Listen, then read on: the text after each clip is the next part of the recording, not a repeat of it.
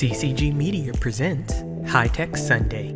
On today's episode of High Tech Sunday, our hosts, Dr. Vaughn and Lango Deen, sit down with Principal Wireless Translations Engineer for AT&T and 2022 BEYA STEM Conference Dr. James W. Mitchell Legacy Awardee, Usang Ekpe, for a conversation on advancing communication.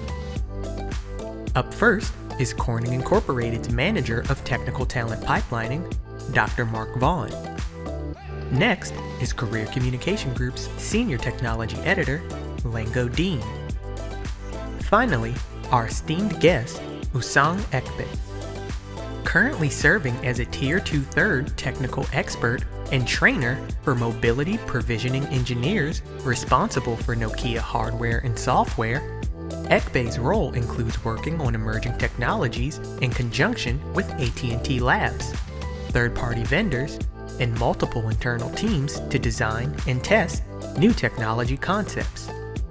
Usang is not only an excellent member of AT&T, but to his community as well, by volunteering his skills in tutoring at-risk youth. And, without further delay, High Tech Sunday, featuring Dr. Mark Vaughn and Lango Deen.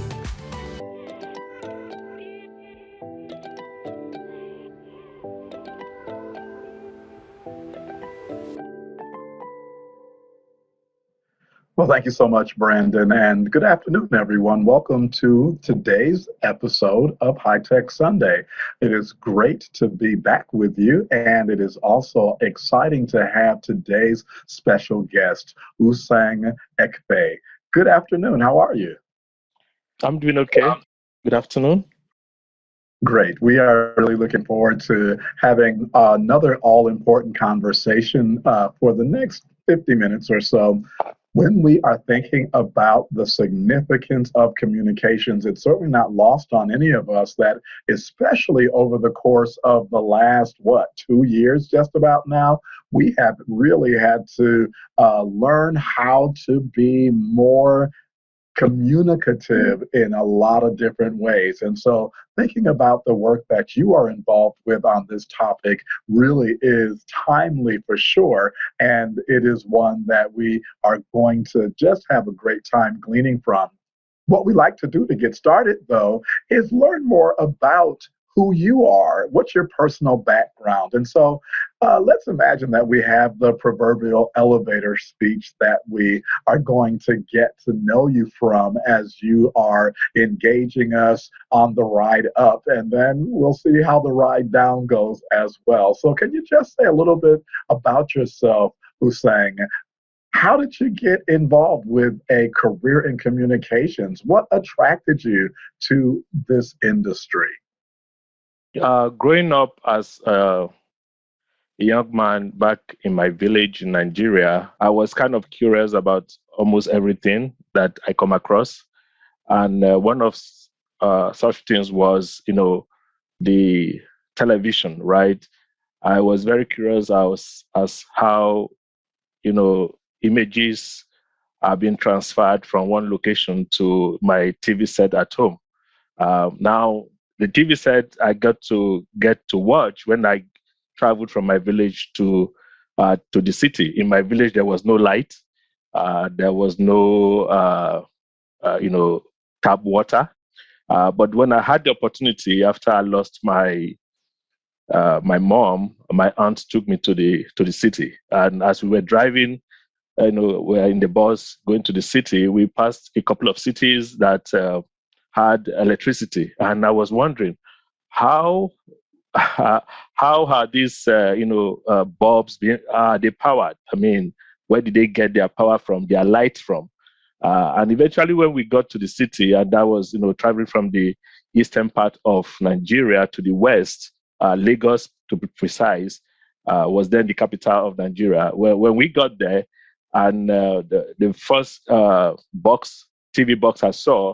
And I saw the images there. I was, I was dumbfounded that, hey, how is this happening? And since that time, it was right from that time I knew that I wanted to know what is going on with these images and with these bugs and with this, eventually I got to know that this is, what I was looking at was electricity and electrons and all that stuff. So I wanted to, get into that field to understand it. When I got to, high school, I was able to kind of differentiate the various aspects of, electrical and electronic engineering. Basically, we have electricity that produces the power that you use.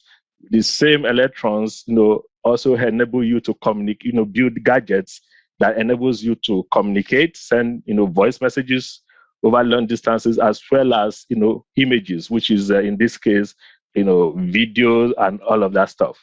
So telecommunication was kind of interesting to me in that respect. The fact that we can be able to send images, talk over distances without anything obstructing messages. Wow, that is really a great story. And I was kind of stopped in my tracks, so to speak, when you said you began that differentiation in high school. I don't know if I paid attention to that until well into college, but it really is kind of cool to hear you speak about how that evolution for you came about. And so now fast forward really quickly to right now. You have this long-standing, well-established interest in all things communication, but what is it that energizes you all these years later? What is it that really causes you to be excited and motivated about taking on each new day? That is a very good question. Like I said, in high school, all right, during our career day, I think that's what we call it at the time, we had some professionals, come into our school to talk to us about careers, in the workplace, right? One of the men that came to the career day was he was a telecoms engineer with he was a general manager with the only analog telecommunication company in Nigeria at the time. And when he started talking to us about what he does on a daily basis, putting in mechanical analog switches to enable people to communicate with each other over long distances, that grabbed my attention. Initially, I had wanted to be a petroleum engineer, but when he after talking to us, again, based on the fact that I was already curious about, how images get transferred to TV sets, he grabbed my attention. Now, to the present, I wake up every day because, and one of the reasons why I didn't really follow my interest in petroleum engineering was, even at that very young age, I was able to understand that there are certain engineering fields that are kind of not really static, but they are not as dynamic as electrical and electronics engineering. I have kind of looked at it that in electrical and electronics engineering, there are always new things being developed. Within a year, 2 years, something new will come up. And even if it is not new, there's an improvement in what was or is already existing. So that grabbed my interest because I love to do different things at different times. I don't like to repeat the same thing over and over again. And so when this man talked to us about telecommunication and how initially Nigeria didn't have a means of communicating, and then they had to bring in people from Germany to install these mechanical switches, and now they were moving to digital electronics switches. I was kind of captivated by his explanation. So I wake up every day to go to AT&T with the mindset of I'm going there to do something different for that particular day, something new. And probably that's why I find myself in operations, because in operations you always see problems that you have to prefer a different set of solutions to. So that is what gets me going. And that is really, I think, inspirational to hear how it is that one of the things that you still are able to enjoy is my words, but what I heard you saying was that not every day is the same. Every day is something different. And thanks for the shout out to career days. We certainly have had to think about them differently throughout this pandemic, but they continue to be opportunities to plant seeds and to really help young people explore potential careers. And I know that in the third segment of our conversation with Lango Deen, you'll probably explore that some more. So I want to ask you this. When we think about those things that we become passionate about in our lives, often it's the case that we can look to that being part of how we were wired, if you will, how God made us in a sense. And so, since this is High Tech Sunday, can you talk to us a little bit about how you have been influenced spiritually along your journey? I believe that we are all created for a purpose, right?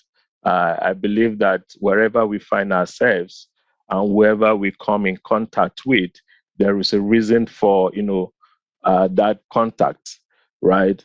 And wherever we find ourselves, whether at the job place or at a play place, wherever, wherever we come in contact with, there is a reason. And what we do, I'll use what I do currently for AT&T. What I do, I believe there is a sense, it gives me a sense of fulfillment because I feel that I am impacting the lives of people, right? I build systems that help people achieve a lot of their daily needs, one of which is communicating with loved ones. So that is a motivation on its by itself for me. And like I said earlier on, there is a purpose and a reason for wherever we find ourselves. Previously, I was, a few years ago, I was back in Nigeria. I had never had the intention, uh, let me use the word, dreamt of coming to the United States. But in the process of working with the company I'd worked with in Nigeria, MTN to be precise, I I had the opportunity of meeting a certain group of people that introduced me to what they call the diversity U.S. diversity visa lottery. Now, these are people that naturally, if I wasn't working for that company, I wouldn't have been able to meet. So, in my view, God made it possible for me to meet those people. God made it possible for me, to be with them at the time they were discussing about this U.S. visa lottery, and God made it possible for me to have the means to apply, because again, it is at the time when I applied for this, it is difficult. Only the well-to-do had access to computers, but based on the fact that I was working with a telecommunication company, then I was able to have access to a computer that I used to apply for the U.S. Visa lottery, and as God will have it, I won. Right, I was given the invitation to come over to the U.S. So to me, every of that step, every of that process, I believe that was preordained, because, like I said, I had never dreamt of coming to the United States. And here am I today in AT&T, doing what I love to do, and contributing to society. I think that's just a really great testimony. And so oftentimes, when we look back and reflect upon how it is that we were able to get to where we are, sometimes it really can re-energize us to think about how it is that kind of the choreography of our lives allowed us to have the encounters that we have that seem to be completely serendipitous sometimes, but we really get a sense that this was part of the plan that God had for us. And so, Yes. really enjoyed hearing you speak about that. So, speaking about some other ways that your journey has gone, I have to reflect upon what we heard in part during the introduction. You are a 2022 Black Engineer of the Year Award Legacy Awardee. That is so exciting. And we add our congratulations, and we sure are looking forward to the upcoming activities around the 2022 conference that is going to just introduce you and so many others to the world. So talk to us about how you found out about getting the award and how you felt when you got the news. Well, I will begin from when I was nominated, right, by my director. I report to an area manager, that reports to a director. And so when I was told by my area manager that my director, who I happened to kind of work directly with briefly on our trip to Czech Republic to train our company's international employees, I was, excited because I felt that, I must have done something really good for her to have, gone out to nominate me for this award. I never knew there was an award called Black Engineer of the Year award. I didn't know until, my area manager told me, yeah, the director nominated you. So after the nomination, and we filed we submitted the application and all of that stuff. Again, I was a bit anxious. I don't know if I was going to win or not. But then, on October 26th, 2021, I was informed by the same area manager, my area manager, that Usang, you won the BAE award, and you are given the Dr. James Mitchell Legacy Award. And immediately, out of excitement, I went ahead to research what the Dr. James Mitchell Legacy Award, and only for me to find out that this is, someone that was a pioneer in his field, basically, and he has worked with AT&T in the past, and it happens to be that his how do I put it? His quote, what kind of motivates him, was something similar to what I used to have in my college days, and that was, when the going gets tough, only the tough get going. So I was really excited about that, and I feel that the company and the company have gone ahead to recognize hard work. It made me feel that whatever it is that I have been doing for AT&T has not been in vain, and that somebody was watching and saying, the great things. And I think that by me being nominated for this award also made my colleagues that were also, in my team and anyone in my organization to see that, if when you are self-developing, you should also help others self-develop, because I believe one of the reasons why my director, and I'm saying one of the reasons because I believe there are many more other reasons, was that at the time when AT&T, brought in international employees, it was a time when everyone was against outsourcing, right? But I didn't look at it as if my job was going to be outsourced. Rather, I felt that it was an opportunity for me to transfer what I know to a group of college students outside of the country. And that was exactly what I did. And I believe it was, my director saying that was what, kind of encouraged her to say, hey, this guy does not have any selfish bones in him. And so I believe that was why she nominated me. And I'm really excited and, honored to be nominated and awarded this award. And when you think about it, as you learned in your own investigation, there's this connection that you share with James Mitchell, and so thinking about this big deal, it's a big deal, and yes. And it's a legacy award. And so tell us about what legacy means to you, and what do you think is the legacy that you're creating? I mean, legacy, but just by looking at the definition of the word, is what you give as an individual to society or your community, right?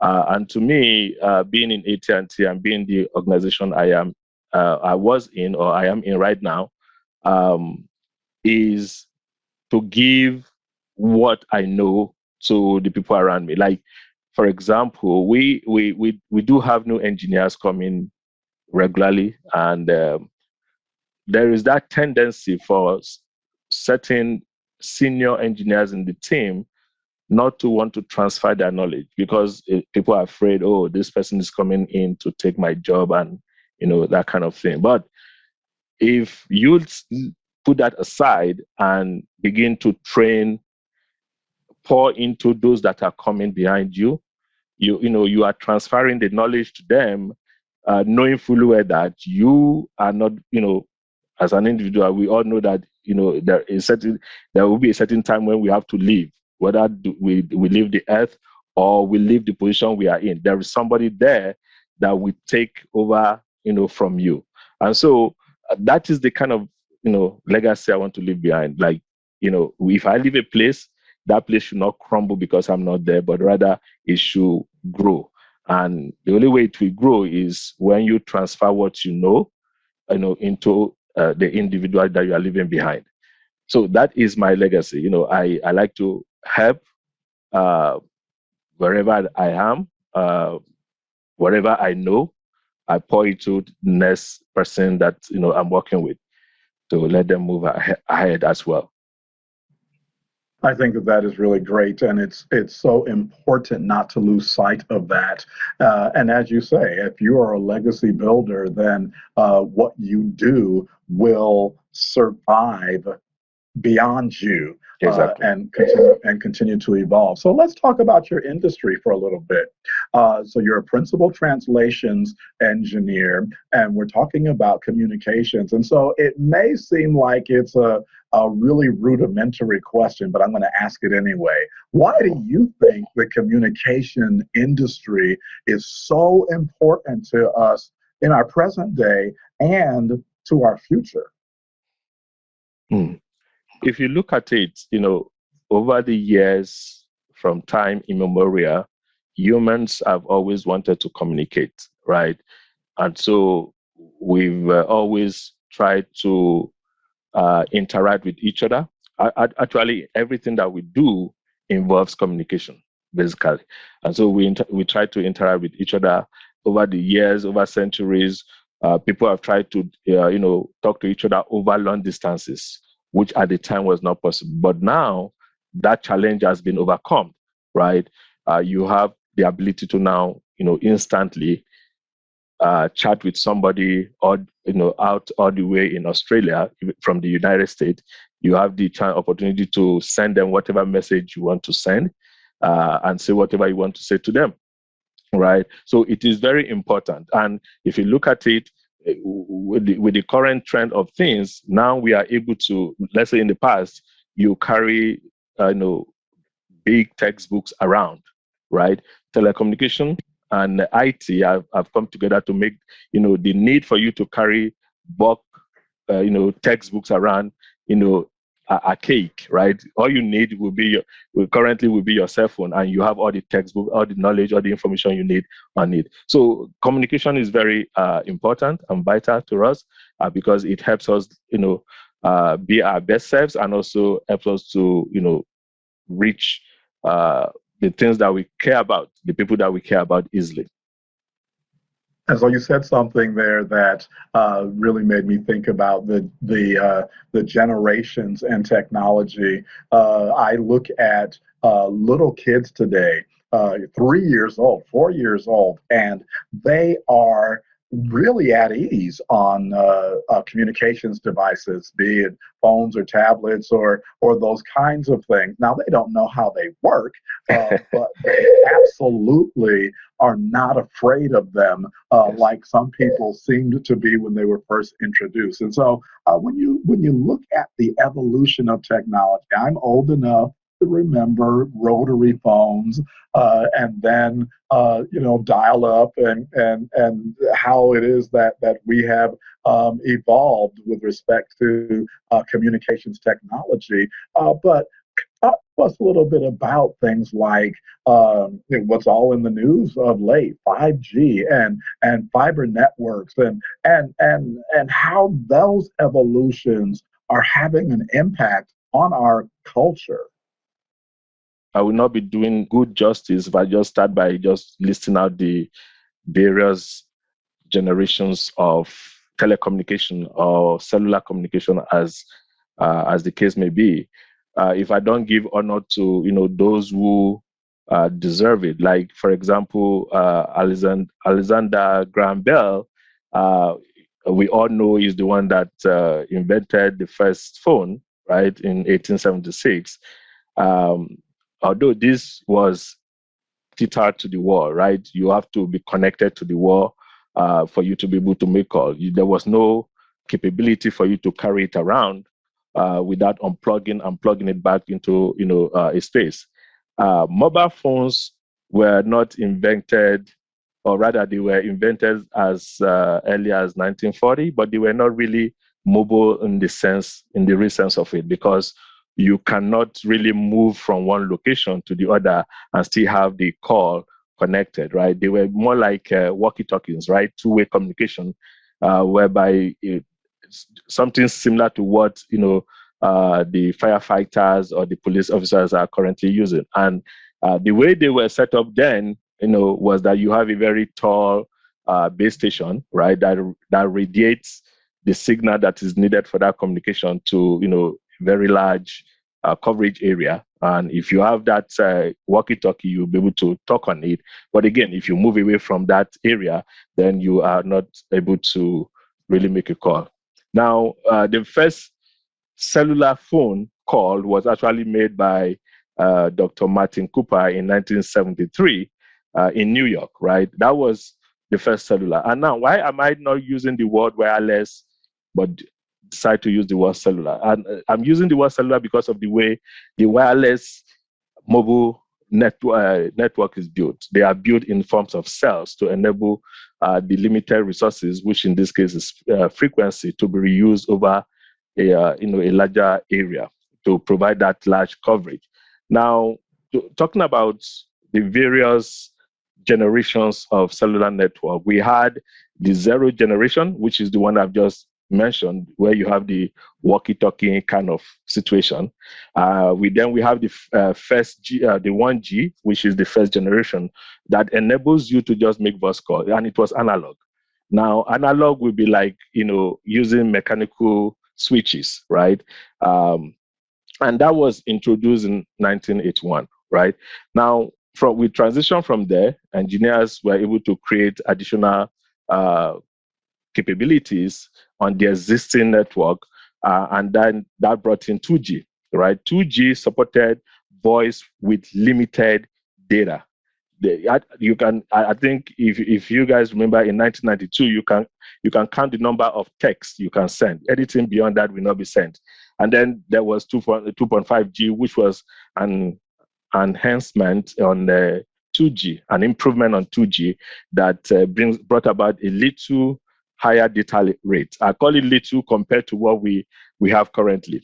Now, then 3G was introduced, right? 3G was to enable voice and data.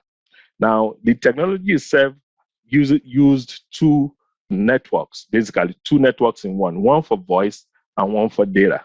And that was costing, the providers a lot of money. Although the speed was higher, we were able to do some form of video when 3G was available, right? And then eventually we had 4G, which is being phased out gradually now, right? We had 4G that enhanced the capability of 3G and then collapsed the two networks into one, which is IP. 3G was IP and circuit switch, basically. But 4G was total, complete IP. There was no circuit switch. I can go into details about that if the question arises, but 4G, we were all dealing with IP. It was more like the internet, right? Because internet was based on IP. And then in 2018, I believe, they started introducing 5G, right? 5G provided higher data rates, more than what was available for 4G or 5G. And there are a lot of use cases that 5G intends to meet, which is going to enhance how we do things in future, now and in the future. So that is the evolution of the cellular industry or communication. I really appreciate that tutorial. I was actually going to ask you if we could impose upon your expertise and have you break down some of both the technology, if you will, but also some of the myths surrounding some of this. So to close on that part of the conversation, you were talking about 5G. I Yes. think it was last week we were hearing about some of the really big decisions that are being made around 5G and concerns about how it might be, something that could interfere with communications with airliners and things like that. So what really are some of the myths surrounding 5G? And at the end of the day, what do you think are the top benefits for that coming into its own? Okay, well, I will start with the benefits, so that if you have anything against 5G, we fall in love after these benefits, as I mentioned them. All right, so 5G supports a wide range of spectrum. When I mean spectrum, spectrum is the resource that enables you to communicate over the air without any wires and all that, right? And it is like electromagnetic wave, right? And the providers, companies like AT&T, Verizon, Sprint, we buy this resource from the FCC to use to provide, this wireless or cellular or mobile service to their subscribers. Now, the range of frequencies 5G operates on happens to be in the millimeter wave, basically 1 gigahertz all the way to, I believe, 30. It can operate from 1 gigahertz to 6 gigahertz, which is using the existing spectrum for LTE, and also it can also operate in the millimeter wave range, which is from 24 all the way to maybe 300 gigahertz. So it is very high frequency, and so people are afraid that at that frequency, people that are not really aware that there are two types of oscillation. They feel that when you propagate signals at that high frequency, you are going to be generating ionized signal, and those will be interfering with the health of the users. But that is not the case, because like I said, there are two types of radiation. You have the ionization radiation and non-ionizing radiation. Now, the spectrum that is used for 5G is non-ionizing, so it does not provide any negative effects on the user, right? Now, 5G, it's supposed to give us speed at about 10 to 20 gigabit per second, which is way higher than what we currently have with 4G, right? And we can program the services for 5G per need. So, for example, you can slice your network to provide service for specific purposes. A good example would be I can slice my network to provide specific service to public safety.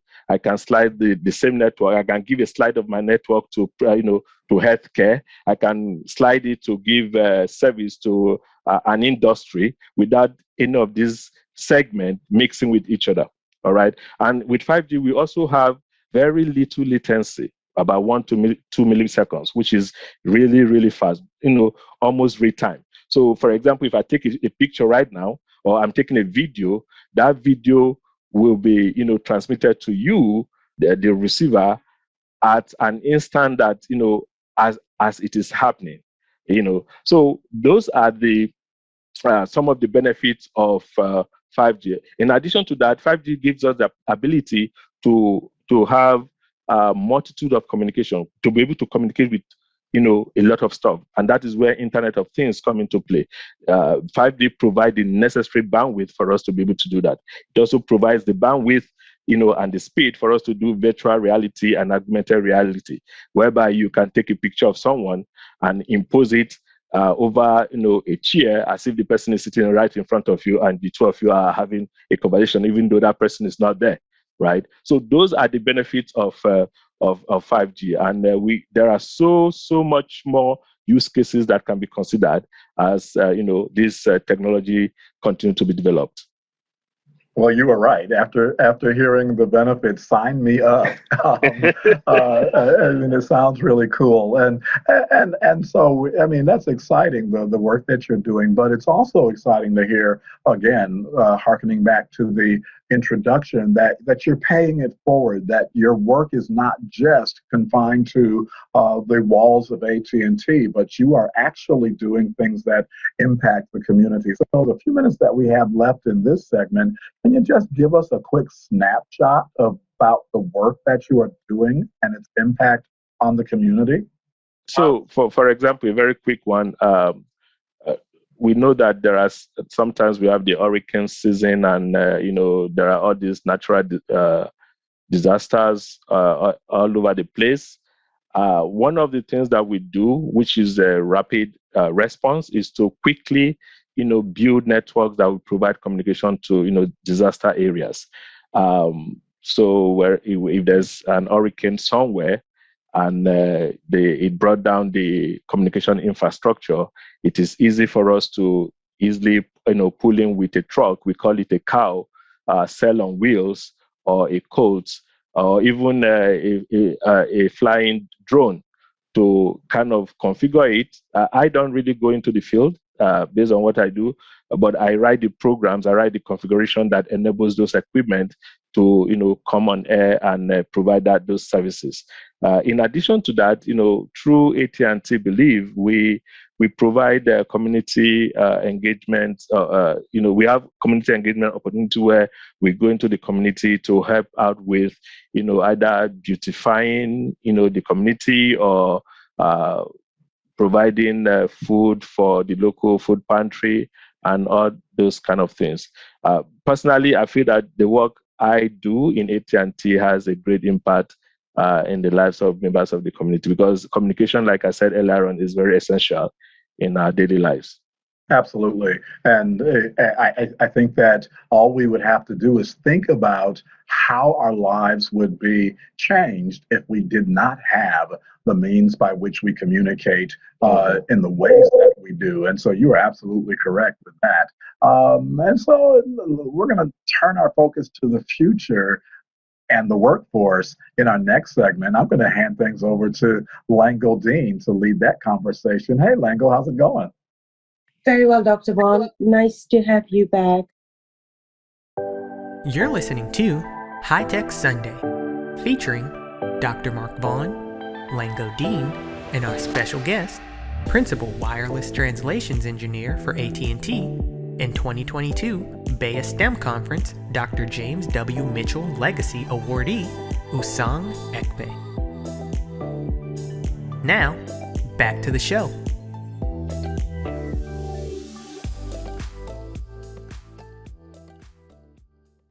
Welcome to the show, Mr. Ekpe. It is a pleasure to have you here today. As I listened to the conversation between you and Dr. Vaughn, at the beginning, you talked about how television was such an enigma for you. And Dr. Vaughn mentioned things like, the various generations that we have now in technology, and how, of course, young kids, 2, 3 years old, sometimes even younger, don't even know how technology works, how their iPad works or the smartphone works, but they're not afraid to use it. A couple of weeks ago, or it was last year actually, watching a movie. I think it was a Space Jam, and these young people that I know were watching Space Jam across continents, and you referred to, chatting with people in Australia, and they were actually, doing this watching of this new movie across continents. You had people here, cousins here in the United States, and they were doing it with cousins in London and in Australia, and that's how they play their video games, right? Yes. With virtual reality and their Zoom meetings, which is also virtual reality. And they go out and they hold up their phones and they use Yelp and they get live feedback. So there's a lot of, you watch them interact with AI and VR and all these new technologies. And you want to say there's so much you can do, but they're not really paying attention. All they're interested in is the entertainment side of it, and getting that instant gratification from it. But they're not really interested in the opportunities, the job opportunities that these things provide, like you were many years ago. So how do we get young people to get more interested in the career side of things, in the job side of things? How do we get young people to be more interested in that?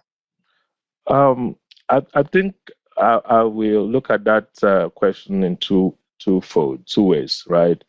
One would be as parents, right? In as much as we always encourage our children to do what gives them joy, what makes them happy, we have to, in a way, introduce them to some of these things. And I will give example in that respect in a minute. My son, right, during when the pandemic hit, I got him a laptop. Okay, the first time I configured the laptop for him, and I was telling him to pay attention to what I was doing. And as you already know, he wasn't paying attention. So the laptop broke in the middle of the, during when he was using it, and he needed it for some papers. And then he brought it back to me that, hey, Daddy, could you help me fix this? So one thing I did was I told him, why don't you try and figure out how to, fix it? Daddy, I don't know how. I said, okay, you watch YouTube videos, don't you? Yes. I said, okay, go in there, right? Put in a search. How do you fix this problem? This is the problem, and see if you see any suggestions. And behold, when he did that, he came back with the laptop working. How did you fix it? I Googled it. I said, okay, fine. Now, that is one way we can help them have an interest in understanding how what they are using works. Okay. Sometimes just explaining, how something works to somebody, like me, if you explain to me how something works, I have a high interest. I will become very interested in knowing how something that I use every day works, right? That is one way we can do this as parents. Another way is the educational system. We need to, at a very early age, encourage the kids to be inquisitive about their environment, because being curious helps you. Sometimes you wonder how certain things work, right? So, for example, a teacher can ask students, "Hey, how do you think your TV works at home? How does it work? How does the electricity in your home come to your home?" Help them write out those papers, help them explain it, and in some cases, help them come up with better ways of doing, whatever it is that we are currently doing. That will spur their interest in those areas. That's wonderful. So a couple of tips that I picked up: encourage them to find out how things work, encourage them to find out how to fix things, encourage them to be curious. And I think the last one was encourage them to just help. I think, could you repeat the last? Improve on what is already working, right? Exactly. If this thing is working this way, help them come up with, encourage them to try to come up with solutions that can better the process, an improvement in whatever it is that, is working currently. Because there's always something to improve. Wonderful. So help them improve things, not just be satisfied with things as they are, but help them see things as they could, things could work a lot better. That's wonderful. So if I am in high school right now, I have nephews in high school right now, what academic areas can they focus on to help them find success in the future? And if those that are preparing for college, graduating high school, getting college ready, what areas should they be focused on? Well, you see, the thing about America is that even if you didn't get into a career at college level or after you finish college, right? You can always get at it at any point in time in your life. That is one interesting thing about America. Now, growing up in Nigeria, what they encourage us to, and this is me going back to my career day, is that you got to focus on the sciences, right? Basically, you got to be good in mathematics, you got to be good in physics, you got to be good in chemistry. For electrical engineering, physics and mathematics are very important. Chemistry, it's supportive, except if you are going for material science, then you can focus on chemistry. But a little bit of chemistry is good, and some form of biology, because again, you may, in high school decide that, okay, I want to become an electrical engineer, because communication or telecommunication specifically is an area in electrical engineering. Now, you may decide to, after college, after any your electrical engineering degree, you may decide to branch out to a different specialization, right? But one thing I've realized is that communication has come to stay in every area of almost everything that we do. So if you are a biomedical engineer, you need communication, because your equipment within your hospital are going to need the network to communicate with each other. If you have a prosthetic arm that needs signal from, probably use the heat from your body to power the battery within, within that prosthetic arm to make it work, you need to learn some form of biology. So basically, I will advise high school students to focus on the sciences, all sciences to be precise, mathematics, physics, chemistry, biology. So those 4 subjects are key to you becoming, finding space in the, is it STEM they call it, or STEM career? Yeah. That's wonderful. So focus on the sciences, be good in math, try to be good in math, make sure you get that physics, a little bit of chemistry mixed in wouldn't be so bad, and some form of biology, and then focus on the communication side of things, because communication and the networks are involved in just about everything nowadays. Correct. At AT&T, I know that it's a huge company and they do lots of things within STEM in terms of encouraging young people to get into STEM. Are there any programs that you're aware of that you can share with our young people today? Yeah, I will share the 2 that I am involved with. I am involved with Aspire Mentoring Academy. And this is a program that we work through our employee resource group to reach out to students and, mentor them, as well as help them with their understanding of the sciences. One of the ones I have done was to do a remote, math tutoring with one student all the way out there in California, which was very interesting and rewarding for me, because in as much as I was the one trying to impart knowledge to him, he also challenged me, because I had to go back to my high school trigonometrics and review it again to be able to kind of teach him.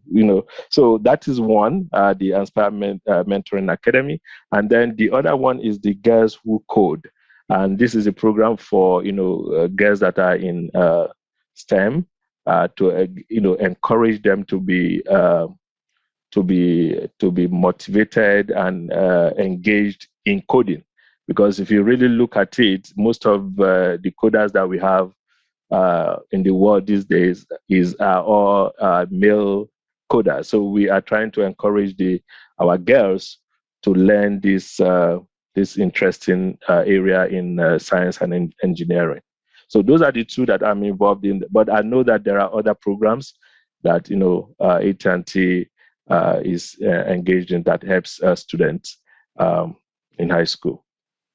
That's wonderful. We're going to provide more of that information within your bio. Particularly like the Girls Who Code one, because I'm big on coding. Okay. There is the last question I was going to ask about giving yourself, your younger self, some advice before you started your career, what it would be and why. But I'm going to throw that to Dr. Vaughn in his segment, and he will take us out with that. Thank you so much, Mr. Ekpe. Thank you. Thank you. Welcome. Well, thanks again for the really, really helpful information, especially about how we are able to engage young people as we are thinking about seeding the workforce of the future. And so let's talk about, as we start to wrap up, maybe some lighter conversation components. When you look over your career at AT&T, for example, can you talk to us about some of the most cool projects that you have worked on, or some of the things that are coming down the pike that we should really be getting excited about? I will talk briefly about projects that I've worked on. I don't think I have the permission to talk about projects that are in the pipeline. So some of the projects that I've worked on are that I find really cool and interesting are the 5G deployment, right? And the reason why that project was interesting to me and cool was that 5G came out with a lot of its specification not clearly defined, and so various companies were deploying theirs whichever way they want. But what AT&T came up to do was, to engage the organization that has previously, helped with setting standard and specification for other cellular technologies. AT&T worked with them to develop, specification and standard that we help ensure that 5G was deployed properly, right? And the moment those standard and specification were set, we went into work to deploy 5G, not the way our competitors were deploying, because they were focused on the millimeter wave only, but rather we said we are going to use our existing spectrum in the LTE space to deploy this technology. Now, when earlier on I mentioned spectrum, right, and I said 5G was deployed in the millimeter wave. Millimeter wave does not travel very far, right? Which means that if we were to go with, just deploying millimeter wave, we will not be able to cover the continental USA as quickly as we did, by deploying with the existing 850 megahertz frequency that we use. Now, like I said, there was no specification on how to do that. We had to figure out as we go. So that was really very interesting. And the way we did it was, using existing equipment that were being used for, which is really not, which was unheard of. We were using existing equipment that were deployed for LTE. We went back to the original equipment providers to tell them, hey, you have to develop software that will enable us to, deploy 5G on this. And we gave them the specification on what they need to do. They did that, and then we were able to use those existing equipment to deploy 5G. We were the first, AT&T was the first company to deploy nationwide 5G, right? In the low band or low spectrum, low frequency spectrum space. And that was one of them. And the other one was when COVID, began, everybody was going back, everybody was working from home. So there was a lot of demand on the network, capacity-wise. And so what happened was that through the FCC, AT&T, and I believe it was Dish Network, AT&T was able to get some of the spectrum from Dish Network that was not being used. With the help of the FCC, they kind of, borrowed it, I will say, and we were able to deploy that spectrum without visiting a cell site to do it. We deployed it remotely, and that added a lot of capacity to major cities in the country to help with the, work from home or school from home situation. So those projects were very exciting to me because I feel that we did them to really support, everyone in the country and outside of the country to achieve their purposes of working from home or communicating. That was mission critical to how we managed through 2020 and 2021. And so, again, thank you for bringing that full circle for us. We're just about at the end of our time. And so want to ask you if people are interested in staying in touch, following you on social media and the like, is there any contact information or handles that you would share that folks can use if they want to stay in touch that way? Well, I am not a big fan of social media. I am not. I am not on Facebook. I am not on. But I am. I am on Twitter, but through my church. But the only social media platform I am really active in is LinkedIn, and Okay. I mean, if you search me on LinkedIn, you will definitely find me, Usang Ekpe. I am there, right? So Awesome. I believe that's the only thing, the social media I do. I don't do any other one. Okay. Mm-hmm. LinkedIn is a good one. Yes. So as we wrap up here, we want to give you the final word. So we started off by going up that elevator, you may recall, and now we're on our way back down. So would you leave us with a message around this whole idea of advancing communication to encourage us as we are participants in this journey? How would you share that last word? I would say that we, and I believe I mentioned it earlier on, we need to really build the next generation of engineers that will go into this space and continually, improve on what is already existing.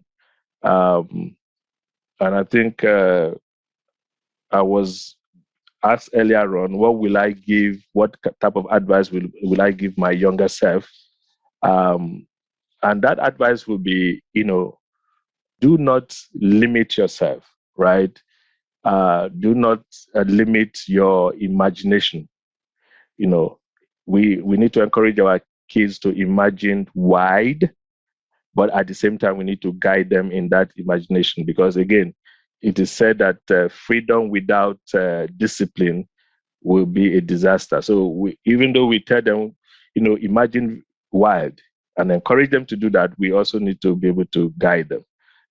And once we see an opportunity out there in any individual, we need to encourage such an individual to develop that ability, either in design or in operations.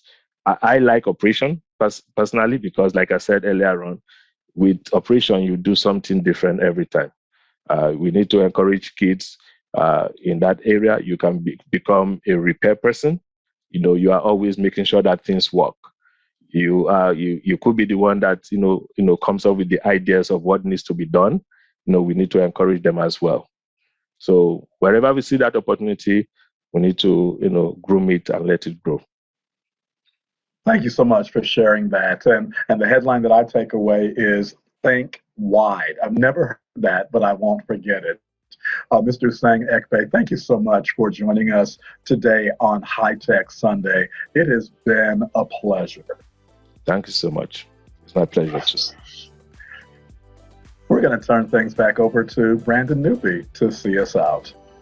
Thank you for tuning in to this week's episode of High Tech Sunday. Career Communication Group's High Tech Sunday looks at professional development and technology through the lens of spiritual philosophies. In a time when digital information is more critical than ever, this weekly program is produced by and for CCG's community of alumni and professionals in science, technology, engineering, and math fields. The community runs from national thought leaders to aspiring students, and this weekly series aims to bring a concentrated discussion around technological advancements and achievements based on universal moral principles. The 1-hour podcast will be streamed every Sunday. The The podcast can be accessed through the BEYA Facebook page, Women of Color Facebook page, and CCG YouTube page, in addition to Apple Podcasts, Google Podcasts, Podbean, and Spotify. Please join us next time.